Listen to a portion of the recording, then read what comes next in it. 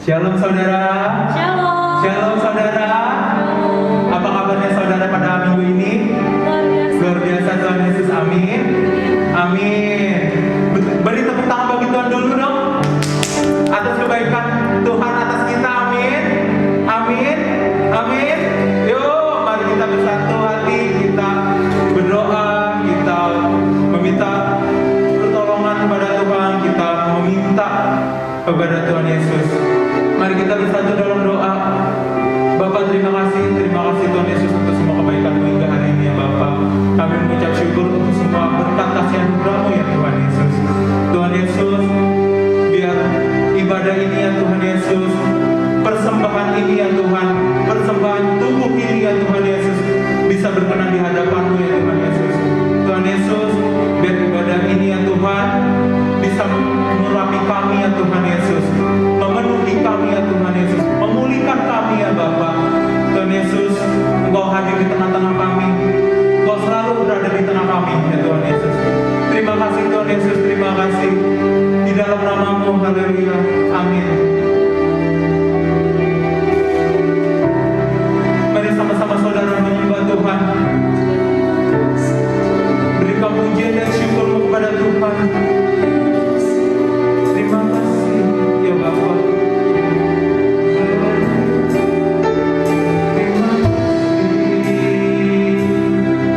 Terima kasih Yesus. Terima kasih ya Bapa. Kami mengucap syukur ya Tuhan Yesus. Engkau baik ya Bapa. Haleluya Yesus. Terima kasih ya Bapa.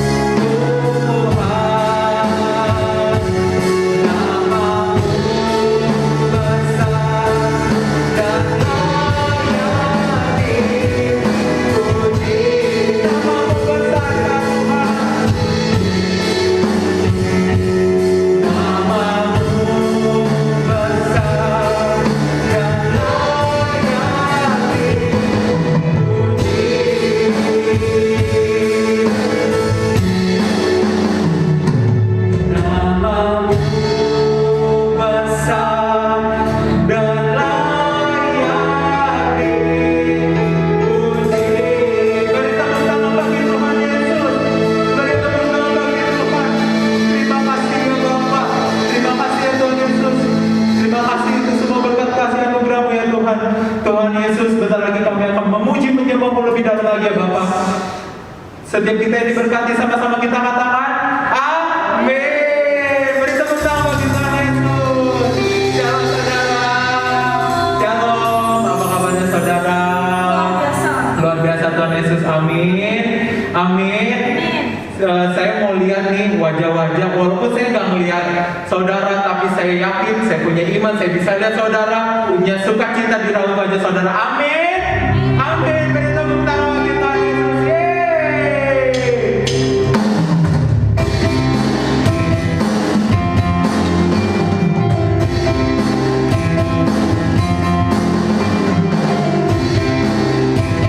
Mari sama-sama nyanyi buat Tuhan. Angkatkan suaramu, puji, puji dan seru.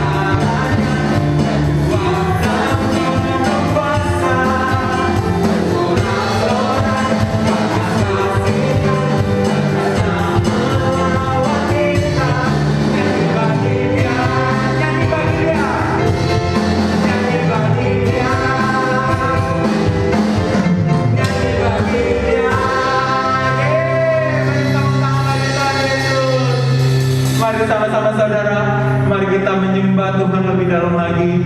Mari kita bersatu hati. Terima kasih ya Tuhan Yesus. Terima kasih ya Bapa. Engkaulah kekuatan kami ya Tuhan Yesus. Tempat perlindungan kami ya Yesus. Terima kasih ya Bapa.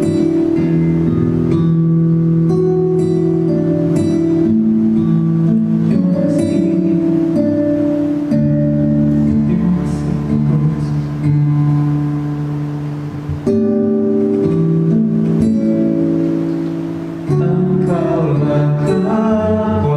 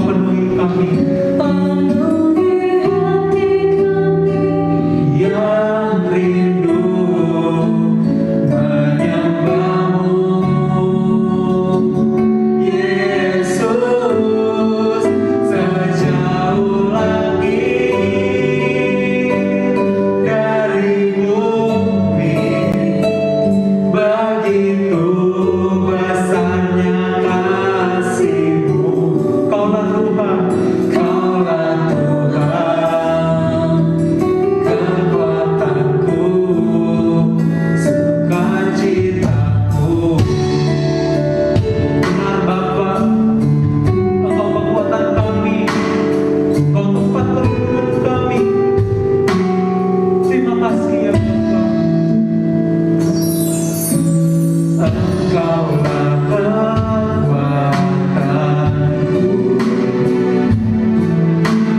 tempat perlindunganku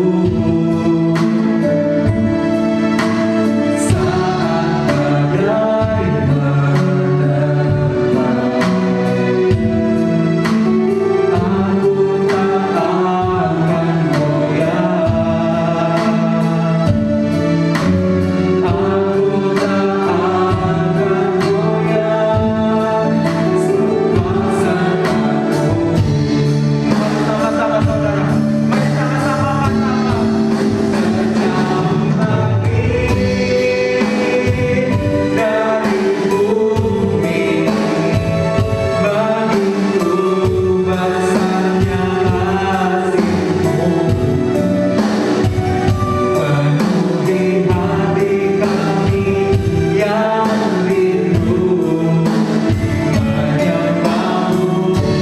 Yesusku, Yesus, sejauh langit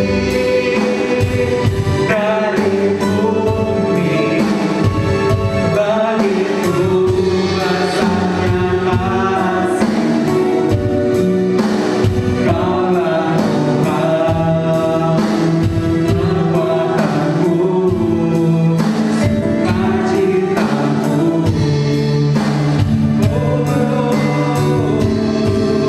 Sejauh langit dari bumi, begitu besar Engkau ya Bapa, besarnya kasih-Mu, penuhi hati kami yang rindu menyembah-Mu. Yesus, sejauh langit dari bumi, begitu besarnya kasih-Mu. Kaulah Tuhan, kekuatan kami, kekuatanku, sukacitaku. Kaulah Tuhan, kaulah Tuhan,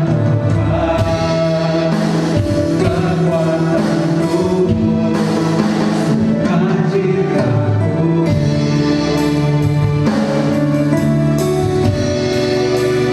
Kaulah Tuhan, kekuatanku, sukacitaku.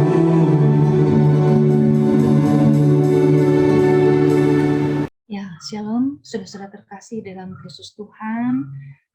Sangat bersyukur hari ini saya boleh kembali bersama saudara di dalam ibadah di GBI Tuhan menyediakan. Baik saudara, sebelum kita memulai mendengarkan firman Tuhan, saya undang saudara untuk berdoa bersama. Mari kita berdoa. Bapa Surgawi, Bapa yang kami kenal di dalam nama Tuhan Yesus Kristus dan Allah Roh Kudus, kami bersyukur Tuhan, di pagi yang cerah ini Engkau melayakkan setiap kami untuk datang ke hadirat-Mu, beribadah dan berbakti dengan saudara-saudara seiman. Terima kasih untuk pemeliharaan Tuhan, untuk kesehatan, kekuatan, dan kasih karunia Tuhan yang begitu besar kepada kami, sehingga kami boleh menjadi anak-anak Tuhan. Sebentar Tuhan, kami mau duduk diam mendengarkan suara-Mu. Mari Tuhan berbicara dan berkata-kata, sehingga apa yang disampaikan boleh menjadi rema dalam hidup kami. Ada satu pesan firman yang boleh kami dapat melalui ibadah pada pagi hari ini. Biar Allah Roh Kudus membuka hati kami, melawat dan menggerakkan setiap kami untuk dibentuk. Terima kasih Bapa, di dalam nama-Mu Tuhan Yesus Kristus kami berdoa dan ucap syukur. Amin. Nah, saudara, pada pagi hari ini firman Tuhan akan saya bagikan kepada saudara adalah mengenai jebakan menyenangkan manusia. Ya, nah apa itu jebakan menyenangkan manusia? Seringkali kita tahu bahwa untuk menangkap tikus-tikus di sekitar lokasi rumah kita, kita membutuhkan jebakan supaya dia terperangkap. Demikian juga ada jebakan burung ya yang dilakukan oleh para petani, dan banyak juga jebakan-jebakan lain seperti mereka yang sedang berperang, mereka juga melakukan satu siasat ranjau, ya, jebakan-jebakan untuk menangkap musuh. Nah, ternyata tanpa kita sadari bahwa ketika kita menyenangkan hati seseorang atau kita memiliki satu aksi untuk menyenangkan orang lain, itu ada jebakan yang sebenarnya berbahaya tanpa kita sadari, berbahaya, saudara. Ya, nah pada kesempatan saat ini saya ingin menyampaikan apa bahayanya dan apa yang menjadi masalah ketika kita terjebak di dalam satu statement ketika kita ingin menyenangkan orang lain, ya. Nah, di dalam Amsal pasal 29 ayat 25 mengatakan bahwa takut kepada orang mendatangkan jerat, tetapi siapa percaya kepada Tuhan dilindungi. Nah, ini firman Tuhan dengan jelas mengatakan bahwa ketika kita takut kepada orang, kita akan terjerat. Karena firman Tuhan mengatakan bahwa siapa yang takut akan Tuhan itu berbahagia. Ya, di Mazmur pasal 128 ayat 1 mengatakan, berbahagialah orang yang takut akan Tuhan. Kita akan berbahagia ketika kita takut akan Tuhan. Tetapi ketika kita takut akan orang lain, firman Tuhan mengatakan bahwa mendatangkan jerat. Kadang-kala kita nggak tahu dan nggak menyadari. Nah, biar melalui renungan hari ini kita boleh melihat kebenaran firman Tuhan, saudara. Menyenangkan manusia itu ternyata nggak beda jauh, saudara. Beda-beda tipis dengan iri hati. Loh, kok bisa? Ya, padahal kalau iri hati kan kita cemburu atau kita jealous dengan orang lain. Kalau menyenangkan orang lain kan artinya kita menyenangkan dia. Tapi kok hampir mirip gitu, bahkan beda-beda tipis. Nah, ini yang akan saya sampaikan. Iri hati berkata, aku harus seperti kamu supaya dapat bahagia. Jadi kalau iri hati itu kita yang ingin bahagia, kita ingin seperti mereka. Kalau orang punya mobil, kita belum punya, kita punya satu rasa, saya juga ingin seperti dia.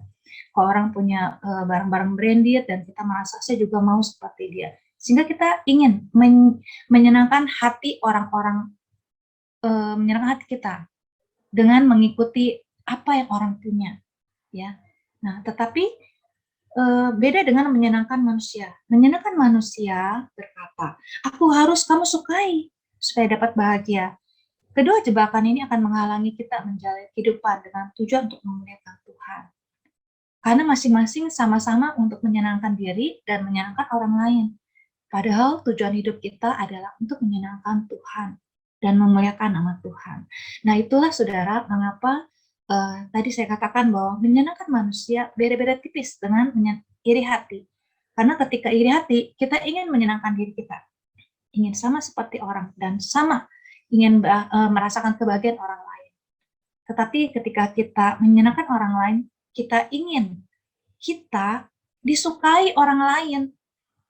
Karena tujuan kita menyenangkan mereka banyak motif, banyak tujuan-tujuan gitu. Ya, nah di sini saya akan kasih beberapa hal apa sih yang bahayanya ketika kita memiliki sikap menyenangkan manusia. Nah, salah satunya adalah menyenangkan manusia akan menyebabkan kita kehilangan kehendak Tuhan untuk kehidupan kita. Ya, ternyata kita akan kehilangan kehendak Tuhan dalam hidup kita. Ya, kenapa? Karena Tuhan sudah menciptakan kita untuk menyenangkan hati Dia. Ya, Tuhan tidak menciptakan kita untuk menggenapi harapan-harapan orang lain. Jadi seperti yang khotbah saya di bulan-bulan sebelumnya, saya pernah katakan bahwa ketika kita diciptakan oleh Tuhan, punya tujuan. Tuhan mau punya tujuan atas hidup kita. Tuhan ingin kita menyenangkan hati Dia. Ya. Seperti seorang yang menciptakan berbagai hal, orang itu punya tujuan dengan apa yang diciptakan itu. Ya. Dan biasanya apa yang diciptakan itu untuk menyenangkan Dia. Walaupun nantinya akan bermanfaat bagi orang lain. Demikian juga dengan Tuhan. Ketika Tuhan menciptakan kita, dia ingin kita menyenangkan hati dia, dan dia punya tujuan atas hidup kita. Bukan untuk tujuan kita menyenangkan orang lain atau mengenapi harapan-harapan orang lain. Itu bukan tujuan hidup kita, saudara. Nah, yang kedua, menyenangkan manusia menghalangi pertumbuhan iman kita. Ya, rasa takut terhadap penolakan membuat kita takut mengambil risiko dalam iman. Tanpa mengambil risiko, iman kita tidak dapat diperluas atau dikembangkan. Seringkali ketika kita ingin menyenangkan hati orang lain, karena kita takut ditolak, saudara. Kita merasa bahwa kalau kita mengatakan tidak, orang lain pasti nggak akan suka pada kita lagi. Sehingga seringkali kita mengiyakan apa yang orang lain minta, atau menuruti apa yang orang lain mau kita lakukan. Padahal belum tentu hal itu sesuai dengan hati nurani kita. Ketika dalam sesi konseling ada seorang pemuda mengatakan bahwa selama ini hidup saya sangat menderita. Kenapa? Karena ternyata dia hidup bukan untuk diri dia sendiri, tapi dia hidup untuk orang lain. Dia selalu ingin menyenangkan hati orang. Sehingga kadangkala apa yang dia lakukan itu nggak seperti yang dia mau. Gitu loh, saudara. Dan dia selalu menderita dan tersiksa. Karena sepertinya dia melakukan sesuatu tanpa tujuan, hanya untuk membalas jasa, membalas budi, tapi akhirnya dia terjerat. Dia merasa bahwa dia bukan dirinya lagi. Nah, itu bahayanya, saudara. Ketika kita menyenangkan manusia, dan dari sisi pertumbuhan iman kita sendiri, kita jadi nggak melihat bahwa ada Tuhan dalam hidup kita, saudara. Karena kita terpengaruh dengan orang yang berbaik hati itu. Ada balas budi yang harus kita lakukan. Sehingga kita takut untuk tidak menyenangkan dia. Dan kita melupakan bahwa sesungguhnya kita bisa hidup dalam kebebasan ketika kita bisa hidup di dalam Tuhan, memiliki iman yang percaya pada Tuhan, sehingga kita bisa menjadi diri kita sendiri dan menjadikan Tuhan andalan kita, bukan andalan manusia. Gitu, saudara, ya. Nah, yang ketiga, ketika kita bersikap menyenangkan hati manusia, bahayanya adalah menyenangkan manusia menuntun kita pada dosa-dosa lain. Ya, Petrus menyangkal mengenal Yesus ketika dia takut pada apa yang mungkin akan dikatakan orang lain. Saudara tahu, ketika Tuhan Yesus ditangkap, Petrus tanpa sadar ingin menyelamatkan diri dia dari ketakutan-ketakutan. Dia menyangkal Tuhan, mengatakan bahwa saya nggak kenal orang itu. Padahal yang bertanya kepada dia hanyalah seorang hamba perempuan. Dia katakan, kamu salah satu murid dari orang yang ditangkap itu, bukan? Petrus mengelak. Dia ingin menyenangkan manusia. Dia ingin menyelamatkan dirinya. Dia katakan, oh bukan, saya nggak kenal orang itu. Lalu orang itu mengatakan, saya pernah melihat kamu kok bersama-sama dengan dia. Benar, saya nggak kenal orang itu. Kemudian dia pergi dan dia menghindar. Kemudian ada orang lain katakan lagi, ya, saya pernah lihat dia bersama dengan guru itu, katanya. Dia adalah pengikutnya. Lalu dengan tegas, Petrus berkata, enggak, saya enggak kenal orang itu. Tujuan dia adalah ingin menyelamatkan diri, tapi tanpa sadar dia ingin menyenangkan orang lain dengan jawaban dia. Kadang-kala, saudara, ketika kita ingin menyenangkan manusia tanpa sadar, kita pun terjumus dalam dosa. Contoh. Saudara di dalam pertemuan atau perkumpulan dengan teman-teman mereka, orang-orang yang perokok, khususnya para bapak-bapak ya atau pemuda. Kemudian ketika dia merokok, dia menawarkan rokok itu kepada saudara. Dan saudara karena sungkan dan nggak enak dengan lingkungan sekitar yang sudah merokok, jika saudara menolak saudara sendiri ya tidak merokok, itu pasti nggak menyenangkan untuk persahabatan. Sehingga akhirnya saudara akan katakan, oke, silakan rokok. Kemudian tiba-tiba saudara juga diajak mereka ke satu pub atau ke satu tempat kedai minuman. Di sana mereka mulai minum-minum ya, kemudian saudara tahu itu akan sangat tidak baik, akan bisa merusak tubuh. Tapi saudara juga malu atau sungkan untuk menolak karena saudara ingin menyenangkan teman-teman dan dengan satu kata persahabatan. Apalagi jika saat itu ada pesta, sedang party ya, ada teman yang berulang tahun, sehingga akhirnya kita pun ikut. Tanpa kita sadar, kita ada satu hal yang sebenarnya nggak berkenan, kita merusak tubuh kita. Kenapa? Karena ketika kita over, kita minum, minum, dan minum, akhirnya kita pulang. Kita pulang mungkin kita bisa lupa diri, kita bisa emosi, marah-marah, ngamuk-ngamuk, dan menyusahkan orang lain. Ketika kita mulai marah-marah, itu dosa lanjut lagi. Kita mulai menyakiti hati orang, kita mulai menyerapa, ya. Mungkin orang tua kita ketika dia tegur, kita marah-marah. Untuk apa? Gak usah pedulikan saya.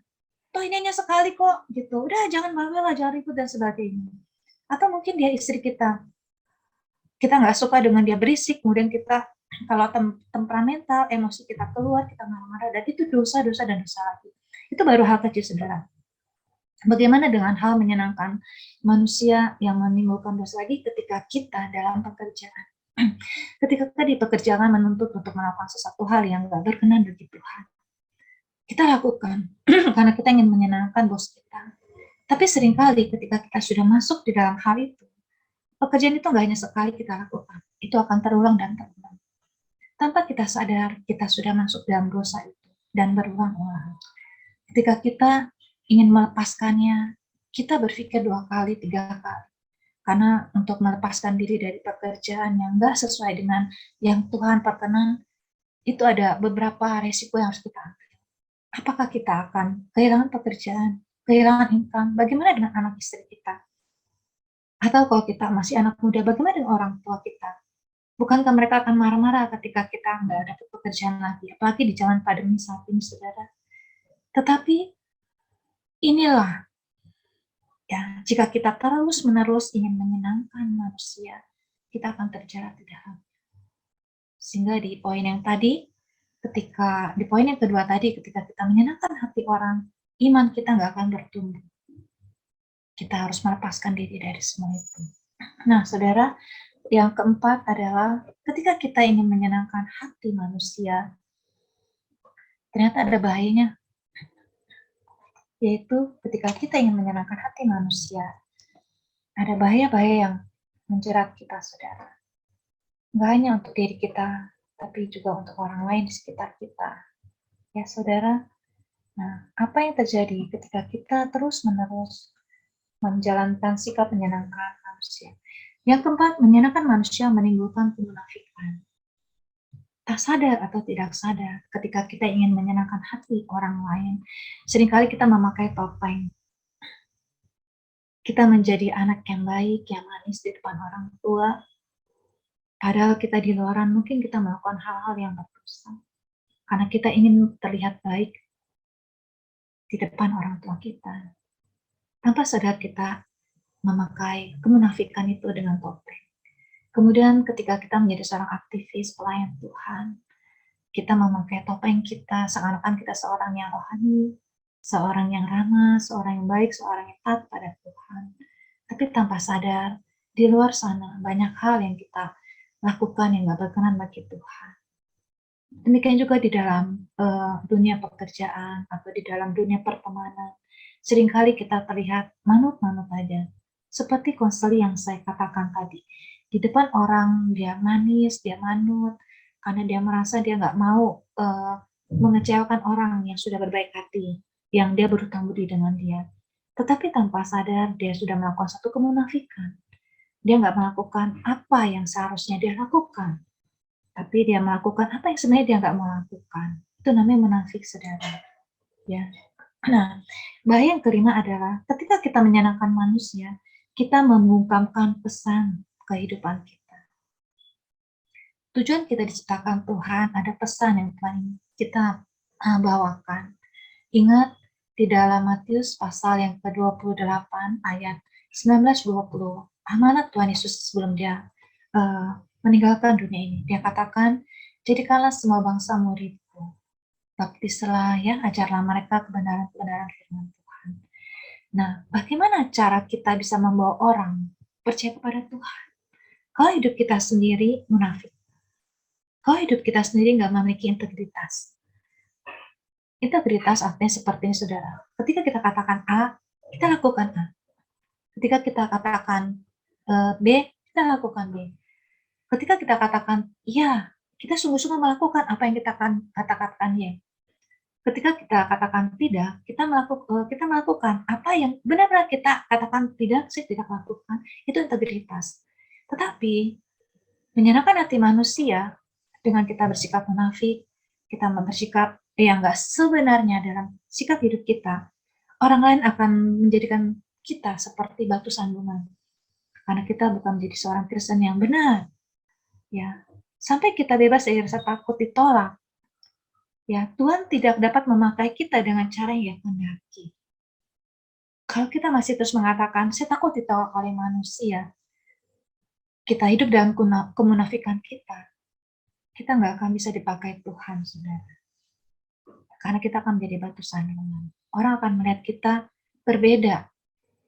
Nggak seperti yang mereka lihat. Karena apa yang kita ucapkan, nggak kita lakukan. Dan mereka sulit untuk melihat kita memperkenalkan Tuhan kita. Jadi bagaimana pesan firman Tuhan, pesan kebenaran, bisa kita nyatakan dalam hidup kita, saudara? Nggak akan mungkin. Karena masalah kita menyenangkan manusia. Itu akan membukamkan pesan kehidupan kita sebagai anak-anak Tuhan, anak-anak terang yang menyatakan kebenaran-kebenaran itu. Nah, saudara, bagaimana cara kita membebaskan diri ya dari jebakan menyenangkan manusia? Bagaimana kita keluar dari penjara menyenangkan manusia? Sebenarnya ketika kita menyenangkan manusia itu satu jebakan. Kita terpenjara. Dan ini terjadi benar-benar dialami oleh konseling saya. Dia katakan bahwa saya hidup nggak seperti diri saya. Saya hidup seperti dalam dunia lain. Dan dia seperti terjebak gitu. Dia nggak bisa melepaskan diri dari kondisi ini.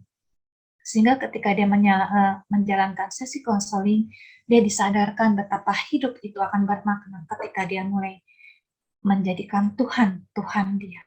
Di situ dia mulai merasa bahwa dia ingin bebas. Dan dia bisa bebas menjadi dirinya sendiri. Ya.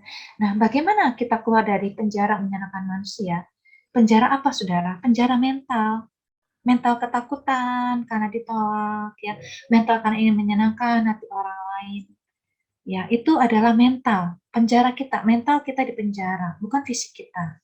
Ya. Solusinya adalah mengubah cara berpikir kita. Apa yang dipakai Tuhan untuk mengubah pikiran kita? Jawabnya adalah kebenaran. Kebohongan adalah budaya yang membentuk kita menjadi seorang yang bohong, terus berbohong, berdosa, dan terus-terusan akan jatuh dalam dosa-dosa yang lain. Tetapi kebenaran kekal mengubah kita. Ketika kita berani menyatakan kebenaran, melakukan kebenaran, itu membebaskan kita. Benar, saudara, saya katakan ini satu hal yang sangat penting. Ketika kita menyatakan kebenaran, siapapun juga bertanya kepada kita tentang kebenaran itu, kita nggak akan mencari-cari alasan. Karena ketika kita bercerita tentang kebenaran, itu akan kita terus katakan dengan tepat kepada siapapun juga. Kepada orang lain, sebanyak orang apapun juga. Kita akan nyatakan apa adanya. Tapi kalau kebohongan, saudara, kita katakan A kepada seorang, ketika orang lain bertanya lagi, kita bisa mengatakan B pada orang. Dan ketika orang lain bertanya lagi dengan hal yang sama, kita bisa katakan C. Karena kita lupa bahwa kita sudah berbohong kepada A dengan jawaban yang A. Kita lupa kita sudah menjawab kebohongan kita dengan jawaban B kepada orang B. Ya, contoh misalnya gini. Ketika kita mencuri sesuatu benda yang kita suka, kita mencuri, kemudian tiba-tiba ada seorang mengatakan, seorang teman kita, saya melihat kamu mencuri ya. Dengan santai kita katakan, enggak, saya enggak lakukan itu kok. Kamu salah lihat nih. Kemudian ada orang lain katakan lagi, mungkin itu adalah guru kita atau pemimpin atau bos kita. Ayo kita lakukan pemeriksaan. Siapa yang mencuri benda yang hilang ini? Tiba-tiba didapati bahwa benda itu ada di kita. Lalu dia akan tanya, kamu mencuri ya? Oh enggak, saya enggak lakukan itu kok. Itu benda memang dari pertama ada di situ. Saya mana tahu tiba-tiba ada di sini. Kemudian ada orang lain lagi yang akan bertanya kepada kita, bagaimana mungkin barang itu ada di kamu? Padahal sebelumnya tidak ada. Bahkan CCTV dilihat. Ketika CCTV dilihat, bahwa benda itu memang pertama nggak ada dan tiba-tiba ada di meja kita. Ya. Kemudian kita akan katakan, ya semua itu saya nggak tahu. Yang pasti ketika saya datang, memang barang itu sudah ada kok di meja saya. Dan saya nggak melihat tuh kalau meja saya kosong sebelumnya. Misalnya seperti itu. Nah, ada cerita-cerita yang berubah, berbeda bukan? Pertama dikatakan pada temannya, saya nggak lakukan. Kemudian ketika bosnya tanya, saya mana tahu. Itu ada jawaban lagi.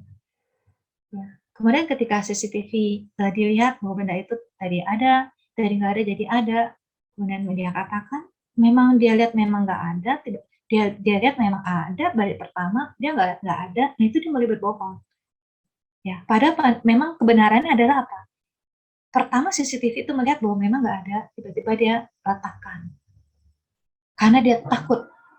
Semua orang sudah mulai tahu bahwa dia mengambilnya. Ya, tetapi dia bertahan bahwa dia katakan itu memang dari pertama sudah ada dan dia nggak tahu. Ya, kalau CCTV dia katakan dia yang meletakkan, itu dia letakkan, dia hanya pindahkan. Dia akan berkata itu dia hanya pindahkan dari posisi yang tempat lain dia pindahkan ke situ. Dan dia akan mulai bercerita yang semakin banyak dan semakin banyak untuk menyelamatkan dirinya. Itu namanya kebohongan. Dan mereka ya sudahlah, itu memang dia seorang pembohong dan kita akan menjadi budaya bagi kita. Kebohongan itu akan menjadi satu hal yang biasa gitu loh. Tapi tanpa dia sadar dia sudah melakukan banyak kebohongan-kebohongan, cerita-cerita yang terus berkembang dan nggak selalu statis karena dia berbohong.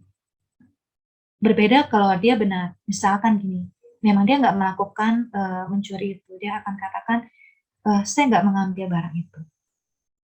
Tapi kenapa barang itu ada?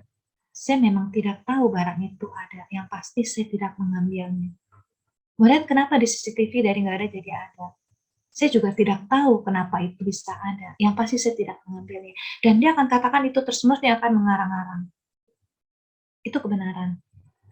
Siapapun bertanya, apapun yang akan dia jawab tetap satu. Dia nggak mencoba-coba mencari-cari jawaban untuk pembenaran diri. Itu saudara. Ya. Nah sekarang apa yang terjadi dengan berikutnya? Ternyata untuk menghadapi jebakan-jebakan ini ada ada 6 hal yang harus kita lakukan, saudara. Ada 6 kebenaran yang perlu diingat, ya. Nah, yang pertama, ingatlah bahwa Tuhan pun tidak dapat menyenangkan semua orang, ya. Dalam perlombaan contohnya, saudara, semua orang berdoa bukan untuk menang. Tuhan, biarkan saya jadi pemenang untuk lomba ini. Dan ternyata nggak satu orang yang berdoa, banyak orang berdoa untuk kemenangan. Tetapi kita tahu, saudara, akhirnya di dalam perlombaan itu hanya satu yang menang, bukan? Apakah berarti Tuhan nggak menyenangkan semua, Tuhan nggak mendengar semua doa orang itu? Tuhan dengar, tapi Tuhan tahu hanya satu yang Tuhan perkenan untuk menang. Nah, artinya kita tahu bahwa Tuhan nggak selalu menyenangkan hati manusia, bukan? Karena Tuhan punya tujuan. Kenapa kita ingin seperti mengalahkan Tuhan ketika kita ingin menyenangkan manusia? Ya, kita bukan Tuhan. Jadi ingat, ketika kita ingin menyenangkan hati manusia, ingat, Tuhan pun nggak selalu menyenangkan hati semua orang. Jadi mari kita ingat hal ini. Kemudian ingatlah bahwa kita tidak memerlukan persetujuan siapapun untuk berbahagia. Kebahagiaan adalah pilihan. Walaupun di sekitar kita ada situasi yang membuat kita khawatir, marah, kesal, tapi itu tidak dapat mengendalikan emosi kita, kecuali kita mengizinkannya, saudara. Jadi kadang-kala penolakan membuat kita merasa seperti guilty feeling, ya, seperti kita kecewa, kita merasa seperti kita sudah menyakiti orang lain, ya.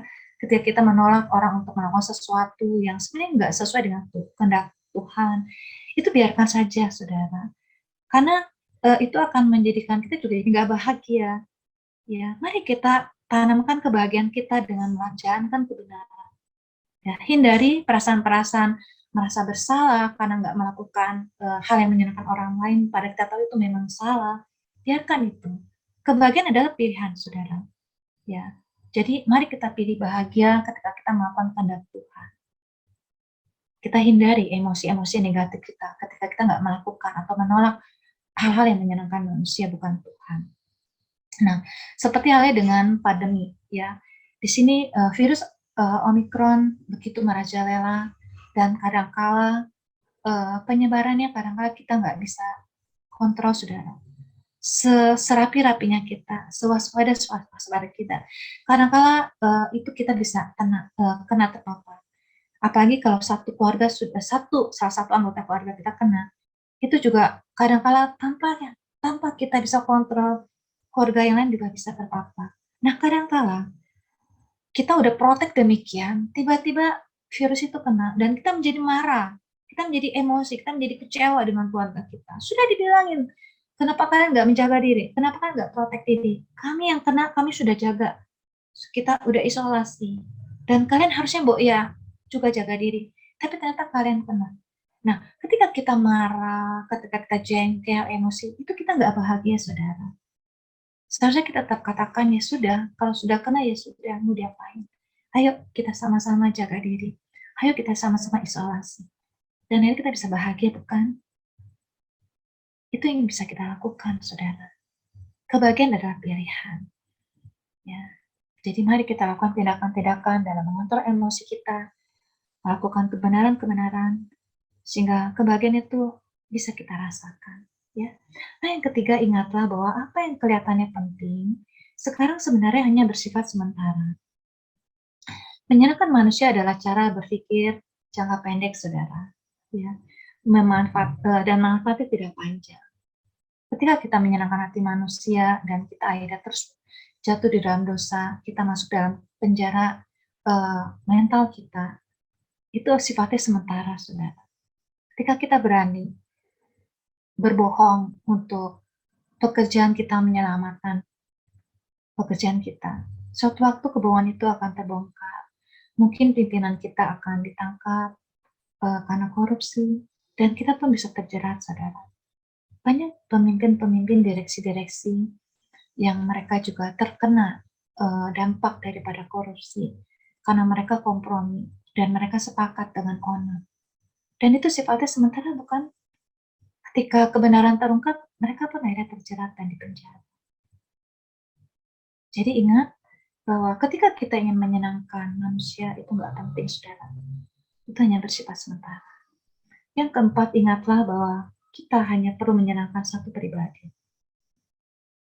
Ya, ini yang paling penting, saudara. Bahwa kita sesungguhnya hanya perlu menyenangkan satu pribadi. Siapa, saudara? Jika kita melakukan itu menyenangkan Tuhan, kita tidak perlu khawatir tentang reaksi orang lain. Hanya satu pribadi yang kita perlu senangkan, yaitu Tuhan. Ketika kita menyenangkan Tuhan, kita nggak perlu peduli apakah orang lain merasa kita nggak senangkan. Yang penting kita lakukan kebenaran dan Tuhan disenangkan. Itu jauh lebih penting, dan itu lebih bersifat kekal. Kita pun jadi tenang, saudara, bebas dalam hidup kita.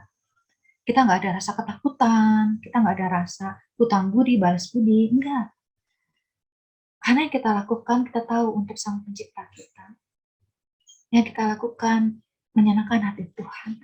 Dan itu kan menjadi satu sukacita, ada satu kebahagiaan yang tersendiri yang kita bisa rasakan, saudara. Terus saudara akan alami sendiri satu kebebasan, satu kebahagiaan, sukacita. Saudara, satu kali saya pernah mentraktir Koko sendiri. Koko ini Koko yang sangat tidak disukai oleh keluarga, karena dia sangat-sangat hidup di dalam keegoisan, hidup untuk diri sendiri. Kadang-kala juga dia tidak bisa menolong kita untuk menjaga mama, menjaga rumah, gitu ya. Dia seorang yang sangat minder, dia lahir dalam kondisi cacat, sehingga dia nggak memiliki masa depan bagi dia nggak bisa bekerja, padahal dia punya tangan dan punya fisik yang bisa dia lakukan untuk pekerjaan. Tetapi karena cacat kakinya membuat dia terpenjara untuk tidak bisa melakukan apa-apa. Dia nggak ada pekerjaan, sehingga dia hidup dalam belas kasihan kita, saudara-saudaranya, dan waktu itu masih ada mama, dan dia hidup dalam belas kasihan mama. Suatu saat, saya mentraktir dia, saya memberikan dia makanan-makanan yang selama ini nggak mungkin dia bisa makan, karena keterbatasan belas kasih mama ya, keterbatasan juga kita memberi. Dan ketika saya lakukan apa-apa, saya juga beri kebutuhan-kebutuhan hidup dia. Saya katakan, gunakan ini untuk kamu bersenang-senang menikmati hidup kamu. Dan ketika kebenaran itu Tuhan taruh, saya melakukan firman Tuhan dengan kebaikan. Firman Tuhan mengatakan bahwa berbagai orang yang baik, bermurah hati ya. Matius pasal 5, di situ ada ucapan-ucapan bahagia, berbagai orang yang murah hati. Ketika saya melakukan kebenaran firman itu, di situ Tuhan menyatakan betapa saya bisa bersuka cita. Saya bisa terharu. Tuhan, saya sangat terharu ketika saya bisa melakukan ini. Saya bisa menyenangkan saudara saya dengan kebenaran, dengan ketulusan saya. Dan itu ada satu kebahagiaan, saudara. Ketika saya bisa menyatakan satu perbuatan bisa menyenangkan Tuhan. Dan saya percaya, kok saya akan melihat bahwa ada satu yang berbeda dari adiknya ketika dia tahu adiknya seorang yang cinta Tuhan. Dan adiknya bisa mencintai dia. Itu saudara. Ketika kita menyenangkan hati Tuhan dengan cara kita menyenangkan manusia. Kita melakukan dengan tulus. Nah, kemudian yang berikutnya saudara, apa yang terjadi ketika kita menyenangkan hati, menyatakan kebenaran-kebenaran, ya, dengan menyenangkan hati Tuhan. Ingatlah bahwa suatu hari nanti kita akan memberikan pertanggungjawaban hidup kita kepada Tuhan, ya. Ketika kita akan diadili dalam pengadilan Tuhan, kita berdiri di pengadilan itu, dan Tuhan akan meminta kita menjelaskan apa yang sudah kita lakukan dalam hidup kita, apa yang sudah kita perkatakan. Nah, ketika kita hidup di dalam hidup yang benar, hidup yang menyenangkan hati Tuhan, kita bisa memperkatakan itu dengan begitu sukacitanya. Berbeda kalau kita hidup dalam jebakan menyenangkan manusia. Akan banyak hal yang kita katakan yang Tuhan akan lihat, wow, kamu melakukan segala sesuatu bukan untuk aku, tapi untuk dirimu dan untuk orang lain. Nah, yang keenam, Tuhan katakan, ingatlah bahwa Tuhan membentuk kita untuk menjadi diri sendiri, bukan orang lain. Ketika kita masuk surga, Tuhan juga akan bertanya, apakah engkau mengenapi tujuanku menciptakan engkau? Apa jawaban kita? Apakah dalam hidup kita ini kita sungguh-sungguh menyenangkan hati Tuhan? Dan tujuan Tuhan atas hidup kita tergenapi? Atau sebaliknya, ketika kita menyenangkan orang lain, kita lupa akan tujuan hidup kita. Kita bukan hidup dengan diri kita, tapi kita hidup menjadi orang lain. Saudara, ini pertanyaan yang harus kita jawab. Jika dulu saudara sebelum mendengarkan firman Tuhan ini, saudara hidup dalam jebakan-jebakan, menyenangkan orang-orang lain, apakah itu menyenangkan orang yang saudara kasihi? Apakah itu menyenangkan pimpinan saudara sebagai bos? Karena ketakutan saudara akan kehilangan pekerjaan. Ataukah juga orang-orang yang berkuasa, orang-orang yang berjasa? Jika saudara hidup dalam hal-hal itu, firman Tuhan hari ini mengingatkan saudara, mari lepaskan itu. Ingat, Tuhan punya tujuan atas hidup saudara. Tuhan punya rencana. Selama saudara diberikan kehidupan oleh Tuhan, lakukan hidup saudara untuk Tuhan, untuk tujuan Tuhan. Dan suatu hari kala ketika Tuhan membawa kita ke pengadilan, kita bisa menceritakan segala sesuatu. Apa yang Tuhan ingin kita lakukan, kita bisa pertanggungjawabkan. Kita katakan, kita sudah lakukan. Dan hidup kita boleh menyenangkan hati Tuhan. Mulai sekarang, saudara. Di sisa hidup saudara yang saat ini. Dan sampai selanjutnya, sampai Tuhan panggil saudara. Apakah saudara mau? Saudara, jebakan menyenangkan manusia menjadi penghalang besar untuk menjalankan kehidupan kita seperti dalam rancangan Tuhan. Ini perlu saudara ingat dan ingat terus. Saya ulangi lagi, jebakan menyenangkan manusia menjadi penghalang besar untuk kita menjalankan kehidupan seperti yang Tuhan sudah rancangkan dalam hidup kita. Saudara, sebagai penutup saya ingin katakan, Jadi bagaimana sekarang? Firman Tuhan dalam Galatia 1 ayat 10 mengatakan, adakah aku cari kesukaan manusia atau kesukaan Allah? Adakah aku coba berkenan kepada manusia? Sekiranya aku masih mau mencoba berkenan kepada manusia, maka aku bukanlah hamba Kristus. Saudara-saudara, kita yang menjadi anak-anak Tuhan yang sudah menjadikan Yesus sebagai Tuhan dan Juru Selamat kita, kita adalah anak Tuhan, dan kita juga berstatus juga menjadi sebagai hamba Tuhan. Jadi, kalau kita masih melakukan kesukaan manusia, kita nggak berkenan kepada Tuhan. Tetapi mari kita menjadi hamba Kristus yang berkenan kepada Tuhan dengan menyenangkan hati Tuhan, bukan manusia. Amin, saudara. Mari kita berdoa. Bapak Surgawi, terima kasih Tuhan untuk firman-Mu yang boleh kami dengar. Tuhan, ampuni kami. Dalam kehidupan kami seringkali tanpa sadar, kami melakukan hal-hal yang tidak berkenan kepada Tuhan. Karena ketakutan kami. Takut menolak orang. Takut kami tertolak. Takut kami tidak disukai. Tuhan, tanpa sadar, kami lebih memilih orang lain. Kami memilih diri kami daripada Tuhan. Namun firman-Mu pada hari ini menyadarkan kami bagaimana seharusnya kami hidup Tuhan. Kami harus hidup di dalam kebenaran, sehingga kami boleh bebas merdeka dari jebakan menyenangkan manusia.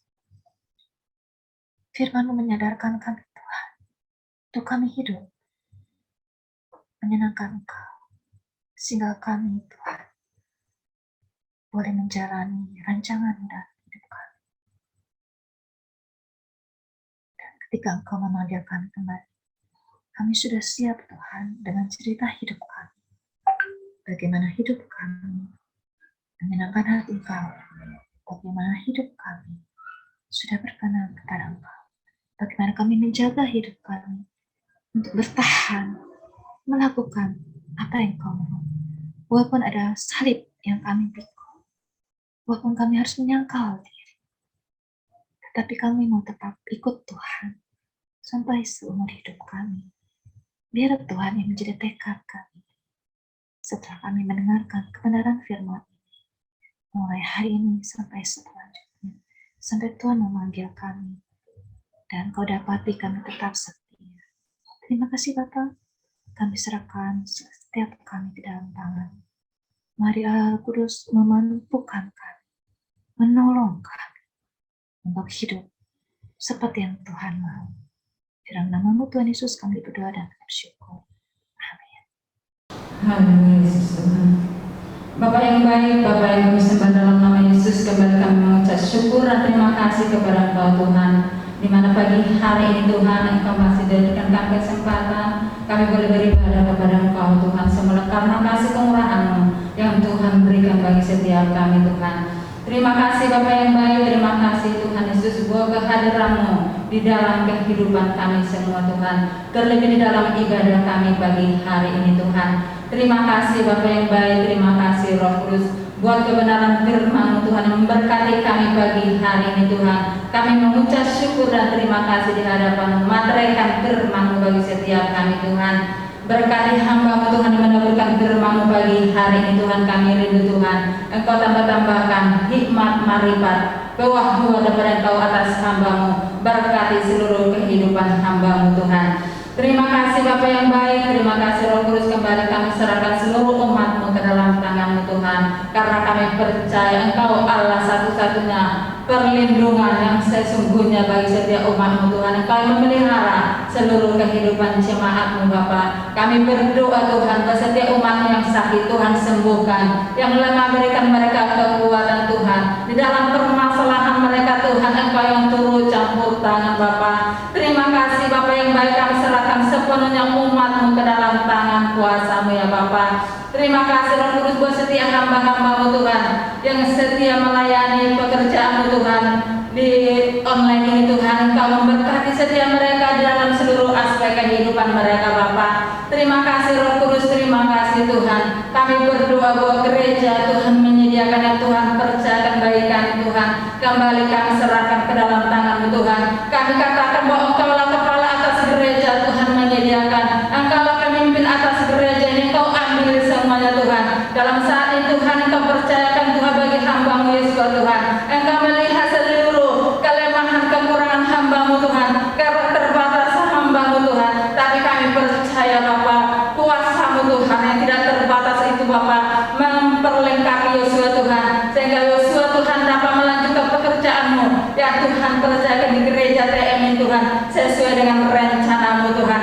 Terima kasih Bapak yang baik, berkati Yosua, berkati Kiki Tuhan menjadi istri penopang bagi Yosua Tuhan. Marilah Roh Kudus Engkau pakai hamba-hamba-Mu ini Bapak. Terima kasih Roh Kudus, terima kasih, berkati seluruh hamba-hamba-Mu yang Tuhan percaya di gereja Tuhan menyediakan ini Bapak.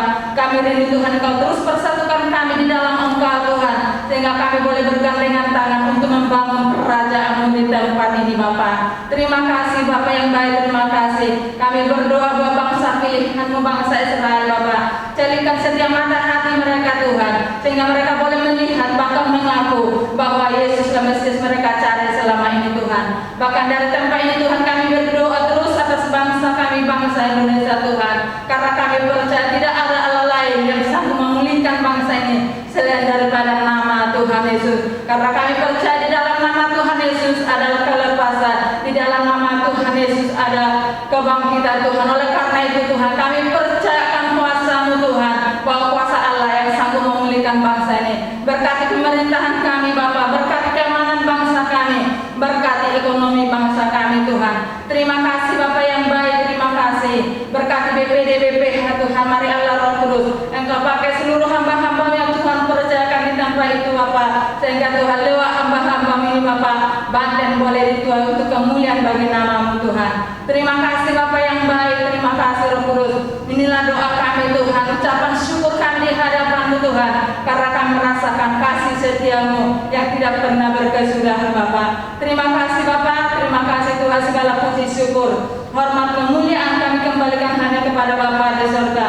Di dalam nama Tuhan Yesus kami berdoa mengucap syukur, haleluya, amin. Saudara yang terkasih dalam Tuhan, mari kita angkat kedua tangan kita dan kita terima berkat dari Tuhan.